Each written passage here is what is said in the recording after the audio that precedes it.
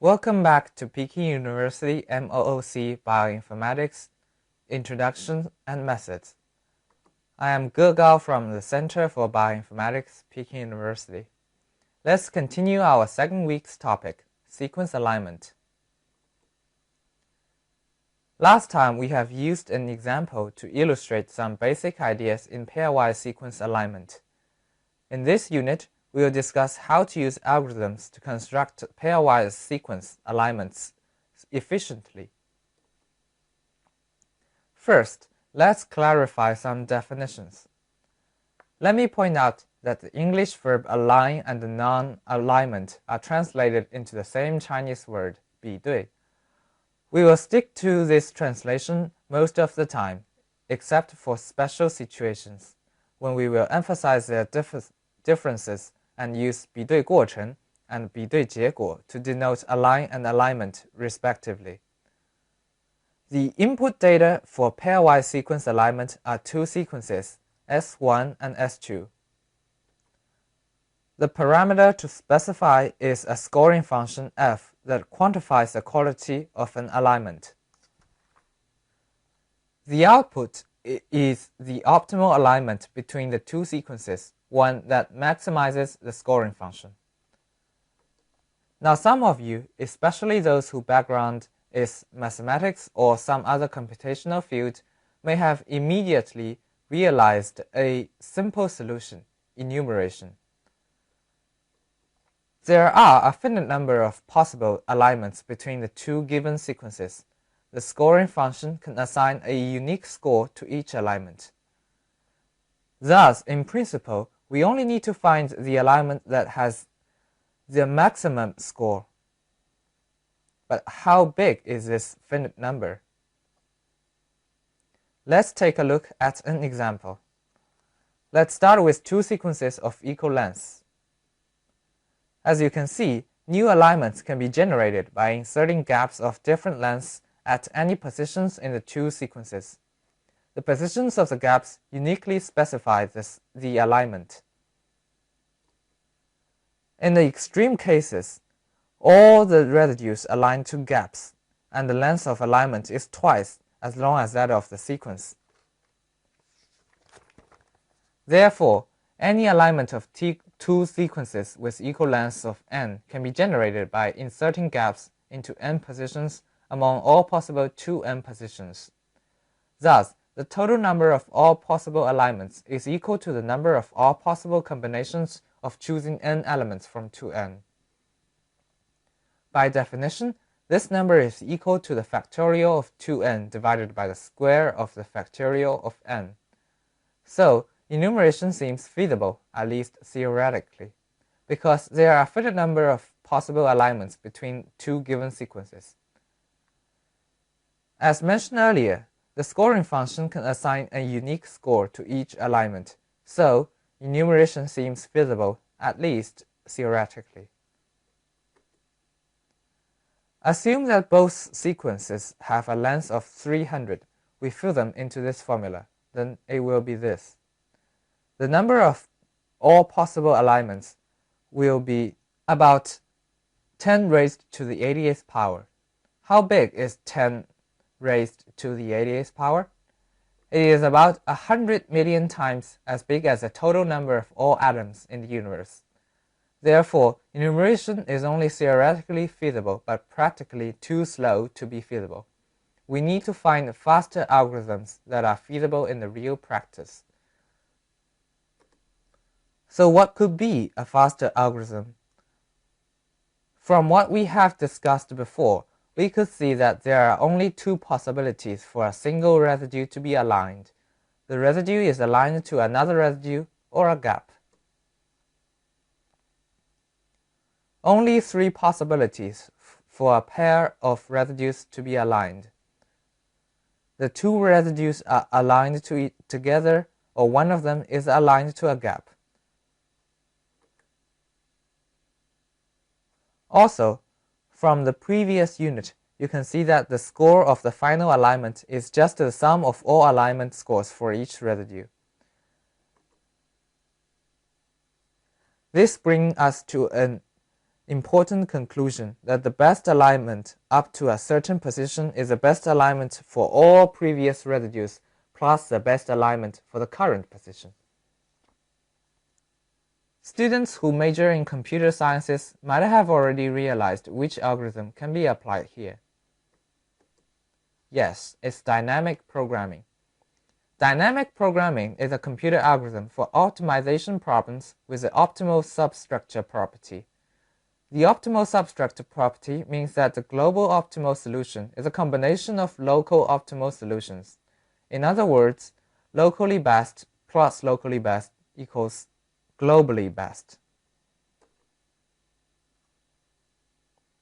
More specifically, the basic idea of dynamic programming is to divide a complex big problem into many subproblems which are solved one by one. The optimal solution of the subproblems are then combined into the optimal solution for the initial complex big problem. Still sounds a little too abstract? Don't worry, next we will show you how dynamic programming can be applied to our sequence alignment problem. First, let's divide the problem into subproblems. As we mentioned earlier, there are only 3 possible alignments for a given pair of residues. Therefore, we can get the local best alignment of a pair of residues simply by comparing the scores of these 3 alignments. Adding this to the best alignment produced prior to this position will give us the best alignment up to this position. In other words, locally best plus locally best equals globally best. Let's write down the formula. Let Fij represent the score of the best alignment between the subsequence of the first sequence x from the first base to the I space and the subsequence of the second sequence y from the first base to the j space. Then Fij would be this formula. Here, the first line of the max formula means that residue xi is aligned to residue yj. The second line means that residue xi is aligned to a gap, and that's why the leading f term is fi-1j, because xi is aligned to a gap. Similarly, the third line means that yj is aligned to a gap, and leading f term is fij-1. You can see that the previous f is fij-1. To simplify the problem, let's assign the same penalty score for opening a gap and extending a gap.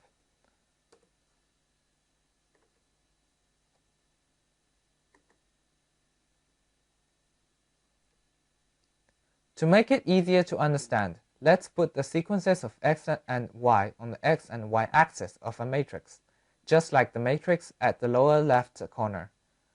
The I and j in Fij become the subscripts of the elements in this matrix. The recursion of this formula then becomes filling the blanks one by one from top to bottom and left to right. In fact, this matrix is called the dynamic programming matrix. Okay, we have introduced the basic principles. Now let's give it a try. We will use nucleotide sequences for demonstration since the substitution matrix of nucleotides are much smaller, and thus the search of a substitution score is much simpler than that of protein sequences. To save time, we will use 2 very short sequences with a length of 3 and assign penalty of 5 to both opening and extending a gap. We can see that following the formula above, the score will be -20. Okay, now let's put the 2 sequences into the first row and the first column of the dynamic programming matrix. Let's fill the 0, 0 cell in the upper left corner with 0 according to our previous formula. Yes, the first line of the formula, F00 equals 0. Then we will fill in the rest one by one. First, the leftmost column and topmost row. Why both of them are filled with -5, -10, and -15? Because these cells correspond to gaps with a length of 1, 2, and 3 respectively, and the gap penalty D is -5. So -5 times 1 equals -5, and -5 times 2 equals -10. Okay, now let's continue to fill in the cells at the center. This seems a little more complex, but don't worry, the principle stays the same. First, let's look at F11 cell with a red circle. First, as the formula implies, the score for the cell, i.e. F11, is only related to its immediate left, upper, and upper left cells, F10, F01, and F00 respectively. Therefore, we could just ignore other cells for now. According to the formula, there are only 3 possible scores, which are -5 plus -5 equals -10 if coming from F10, or 0 plus 2, which is a substitution of A with A, which equals 2 if coming from F00, and -5 plus -5 equals -10 if coming from F01, among which 2 is the largest. Therefore, we assign 2 as a score of F11 cell.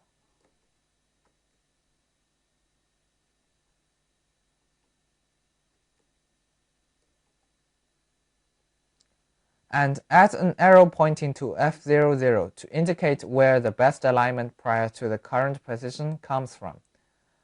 Now let's look at F21. Why does it have 2 arrows?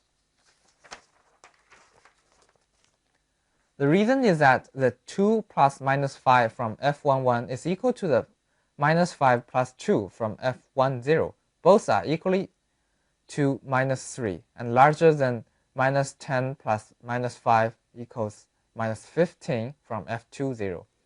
That is why there is only one maximum score, -3, but 2 sources for getting this score. Now let's look at the endpoint of the recursion, F33. Its score, -6, indicates that the score of the best alignment for our 2 input sequences, the score of the best alignment is -6. The recursion is finished. Terrific. Now we only need to trace back from the endpoint, which is F33. We can get the final alignment by following the arrows one by one. Note that there are 2 arrows from F21, and we need to trace them separately to get 2 alignments. The 2 alignments still differ in the align of the first A in the second sequence. So which is better? Which is the optimal alignment? Actually, both are just as good.